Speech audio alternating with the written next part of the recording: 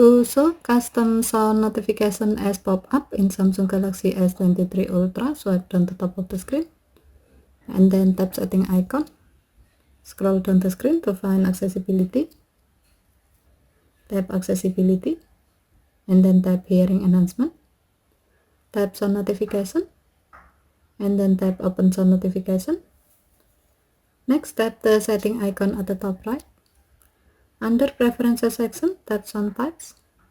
While the alert for sound notification is set to allow sound and vibration and pop-up feature is on, tap notification categories. Scroll down the screen. Under other section, tap custom sound. While the alert for custom sound notification is set to alert, tap the gray on offset next to show as pop-up to enable this option. When the switch turns blue, it means that this option is on. By doing this, when sound notification feature is on and it detects a custom sound that you have added before, your phone will show the notification as pop-up. Okay, thank you for watching. Have a nice day.